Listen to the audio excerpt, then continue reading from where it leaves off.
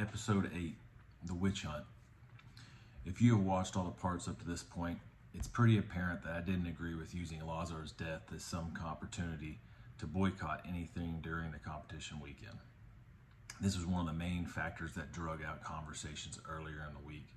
Dealing with this tragedy felt like a low point for CrossFit and everyone involved.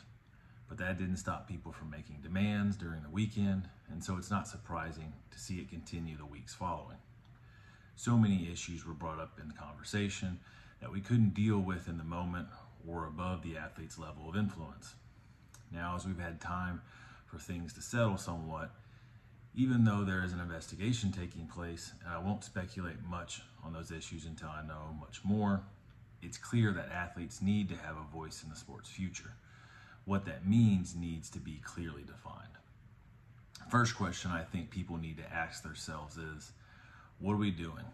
Are we doing the same thing to Dave Castro now that happened to Greg Glassman just a few years ago? Greg made a controversial and insensitive to some statement, and the mob came after him. They turned on him. Why? Well, one thing was the athletes in the community jumped on was demanding that he sell or step down from CrossFit. You must remember, at the time, CrossFit had completely changed the CrossFit Games. Greg had come in and completely renovated everything to do with it. Its qualifying systems, national champions, open qualifications, sanctionals in place of regionals, CrossFit.com was overhauled, a large focus shifted onto health with a lot of senior citizens being used on the .com website over sport importance. The media team was being completely dismantled, it seemed. But most of all, I think the athletes felt a shift away from the CrossFit Games being the face of CrossFit. This was kind of Greg's intention, it seemed, and he clarified that a lot too. I think this threatened the athlete's way of life, the way of coaching. At the time, I owned an affiliate, and it definitely affected the culture moving forward in terms of finding coaches and athletes training inside of gyms and having something to push for, and also the people in the gym having something to cheer on. It was a complete shift. This was a large transition, and the sentiment of fear that was going around if what was going to happen in the games if Greg stayed on this path and kept progressing. The Greg has to go bandwagon filled up at that point. It filled up from all across the world. Social media was on fire. CrossFit had never been under so much heat like this before. That is until now again. Glassman sold the company, and things started to change again on every aspect. Some stuff returned to the old ways. Some things like the media team just never recovered, even to this day. Others arguably got worse. Seems to be a revolving door of issues with CrossFit now. Debatable hiring practices, the old guard being pushed out. Things have just continued to be speculated on, and what we've witnessed hasn't been promising in some ways. I just wonder where things are headed again. If we move on from Dave in his current role, or completely from the company, as some are asking for, how many steps forward is it, or how many steps back is it? CrossFit still hasn't recovered and reached its previous potential from 2018, 2019 in terms of open participation and growth internationally, internally. How much more can CrossFit really withstand? But again, maybe that's what people are asking for. Maybe that's what they want. And they aren't just aware of what they're doing or willing to admit it. No matter how much good CrossFit has done for the fitness world, the sport of weightlifting, powerlifting, endurance sports, High Rocks now, Orange Theories, boot camps everywhere, the list goes on. People still want to crap all over it every chance somebody gets. It seems they have these personal bias or opinions that they just can't see past. A few negatives come along and they harp on them. Over the endless amount of positives and lives changed and stories you hear, that just seems to be our culture now, isn't it? The squeaky wheel always says something and gets the grease, it seems like. Isn't it time we started working together from the inside to resolve our own differences inside the sport of CrossFit? block out all these outside forces that are somewhat jealous of a community that lives for shared suffering. It's one of the unique things that CrossFit really has. Isn't that one of the greatest traits we have? People doing hard stuff and what everyone else thinks is somewhat crazy, for waking up that early, going to some warehouse, or lifting that much weight, doing those movements, doing those pull-ups that way, wearing those shoes, sweating that much, posting about it on your social media account and telling everybody to get involved. I'm not saying you don't look, listen, and learn from other sports and experiences. But just like any situation, you have to tailor it to the situation we're in because it is unique. I know people are upset and angry about what happened. And Dave has been pushing the boundaries for a long time now. People are not going to want to hear what I'm about to say. But the situation that occurred,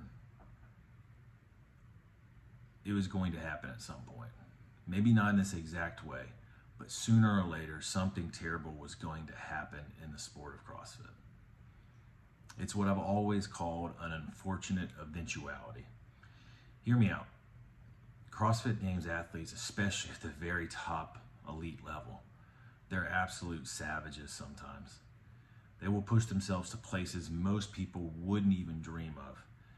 And not in just one realm of fitness, but multiple time domains and intensities with varied amounts of load and skilled movements. Death, unfortunately, occurs in pretty much every major sport. And that doesn't change the fact that a life lost is tragic. Seeing it or being involved no doubt makes it harder. The CrossFit Games has long been programmed a certain way when Dave has and been at the helm. It's personally not my favorite form of programming, but that's my personal belief. It's always been somewhat of a beatdown to start. And from there, you just kind of hang on, fight through the cuts, and make it to the weekend, Saturday and Sunday, where CrossFit is in abundance. The couple of times Adrian Bosman has been the head of the helm and programming the games was in 2023 and 2022. There was some obvious variance, such as an emphasis on bicycling to start. They swam in a pool in 2022, no swimming in 23, new elements and movements. I personally preferred aspects of Boz's programming over Dave's, but again, that's my personal opinion.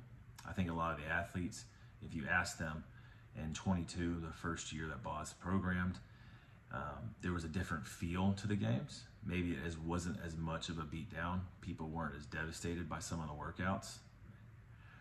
That's just personal opinion though. I could get into the specifics of programming in another discussion because that topic alone is very deep and rich, especially to me. If you want to hear something about the programming, comment below any suggestions, any specific questions. We can get into some topics that might be of interest, but they're probably a place and time for those is separate from this. The days of Dave programming the games might be done. Right now, it seems like a toss-up. His role changes, or maybe he leaves the company completely. I would think CrossFit still believes Dave has tremendous value to the company and the games. But his days of directing the games and speaking directly to the athletes like years past, they seem numbered right now. I'm glad I'm not the one making that decision. No matter what CrossFit chooses to do with Dave, or what Dave chooses to do himself, it's going to upset a lot of people. We've all heard the old saying, if you try to please everyone, you'll end up pleasing no one. But that's where we're at. The real question though is what, or who in this case, is more important to CrossFit headquarters? Can they find a plan to appease as many people as possible?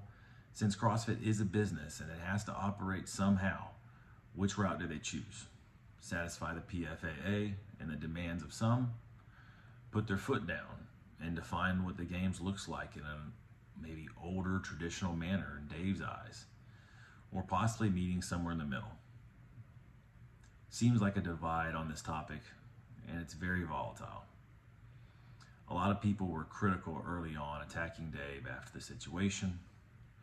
Now it seems after things have settled somewhat, a lot of people came to his defense, showing tremendous support We saw a lot of this during the Masters and Teens games. People posting on social media, posting Dave's brand. And then the latest development, just breaking a few days ago, Luca, Lazar's brother, post that was his version of the conversation that Dave had with the family of Lazar, of the Dukic family. This message and his version kind of showed that Dave may have intentionally or unintentionally deceived some people by saying the family supported the continuation of the games. I think some decisions on what happens with Dave will largely be influenced by the third-party investigation into Lazar's death. This is just my opinion, pure speculation with no facts from the case. I don't think CrossFit or Dave didn't cross their T's and dot their I's when it comes to the details being investigated. I just suspect that CrossFit met any minimum requirements, and while this may not be satisfactory to most people and to most parties, I'm not sure much will come from the investigation to point blame in any certain aspects. Under that assumption, it would be pretty interesting to see which direction they go. But standing on top of a tragedy and attempting to establish control is a dangerous, dangerous territory. Not the kind of place I want to be. While that may not be the directed agenda for some people, it does appear that way from the outside. If you want something, you need to be willing to clearly define what it is you seek and exactly why. After Luca's post, Dave did apologize on social media. The whole situation is surrounded by speculation and assumption about the intentions of certain individuals or parties. A lot of people filling in blanks. I would like to believe that Dave misspoke when he addressed the media in his interview at the beginning of the games. Because when he spoke with the athletes on Thursday at our meeting, I only remember him telling us that the family was okay and that he asked for their blessing and they were okay with the games continuing. I could be wrong about this recall. A lot went down on Thursday and Friday and the whole weekend itself. And that was the first thing that Dave told us when we came in on Thursday. That evening there was a lot discussed, remembering all the factors and things said are hard. But I do remember watching the start of the games on Friday back and hearing Dave say that and remembering and thinking that that didn't sound the same as what he said to us in athlete briefing. I think this is where a big issue started. As the weekend progressed, we started hearing some rumors that Dave's version of the discussion with the family was different from the version some people were hearing. Obviously, now since Luca's post, you can see why some of the athletes were getting more upset from others. Not everyone was hearing this rumor though. On Saturday, I was having a really good discussion with a former CrossFit Games champion, talking about what some of the athletes were dealing with and how incredible some of the performances had been with what was going on behind the scenes, a lot of things that people didn't know. I won't share much on that conversation for privacy's sake, but one of the most intriguing points was this question I was asked. The question was, would you still compete if the family didn't want the games to continue? That's Lazar's family. I took a pause to collect my thoughts. This is something I had already considered, but never really wanted to believe. I had heard some of the rumors, and I wasn't sure what to think. I simply answered, I would still compete. And the reason was because this is something that family was in no position to make those kind of decisions after sustaining such a catastrophic loss to their family. They never should have been asked or pressured in any way. And I'm not sure if that was their intention.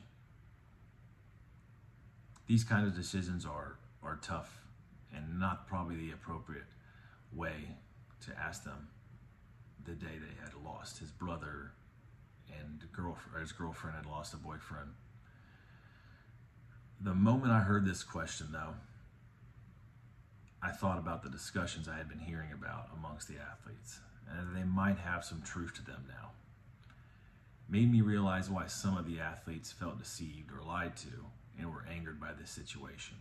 I think a lot of the people close to Lazar and Luca knew some of this information, and that might be influencing why some of the athletes chose not to participate anymore. What some people have been trying to do by tearing down the sport is pretty despicable.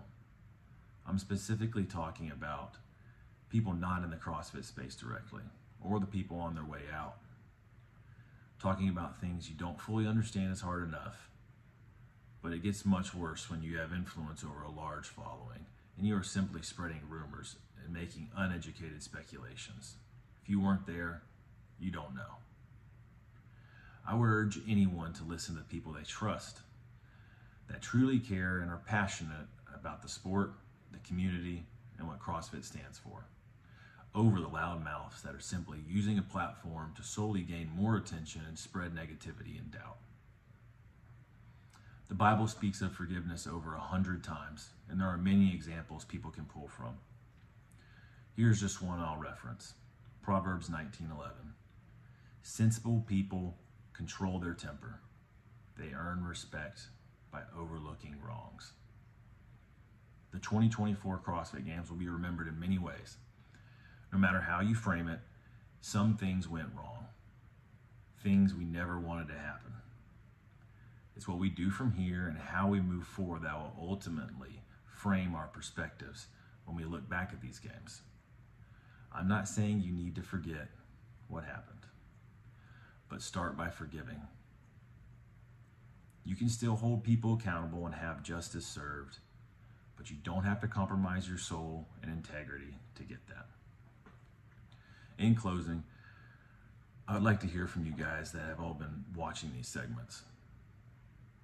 What is the one thing that CrossFit needs to change moving forward? Just one. I know there's more than one.